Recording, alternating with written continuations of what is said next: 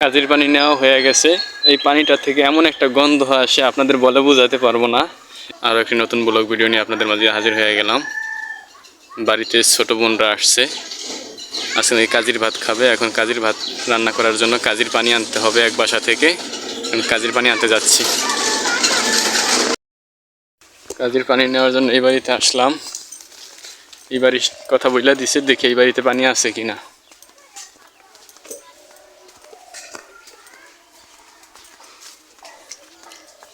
আপনার মা কই?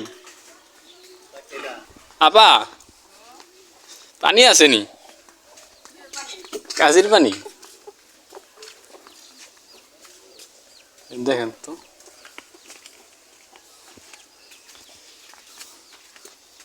একটু দেন, যা হয় যা দেখি।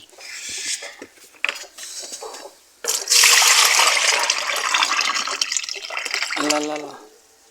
এখন আপা আপনি যে দিলেন, আপনি আবার গালাগালি করবো নি?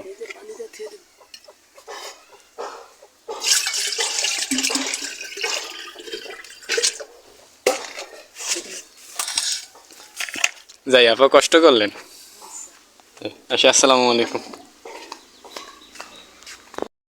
কাজের পানি নেওয়া হয়ে গেছে। এই পানিটা থেকে এমন একটা গন্ধ আসে আপনাদের বলে বোঝাতে পারবো না। এই গন্ধটা আবার ভাতের মধ্যে আসে।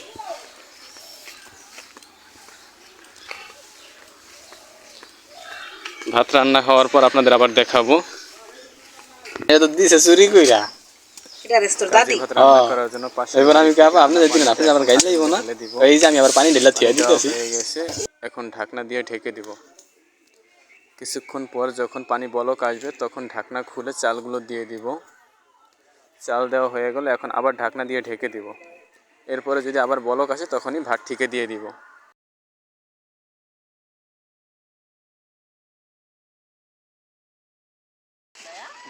আপনাদের এলাকায় কাজির ভাত খাওয়া হয় কিনা কমেন্টসে জানাবেন। রান্না করা শেষ, বেশি বেশি শেয়ার পরিবেশনার পালা।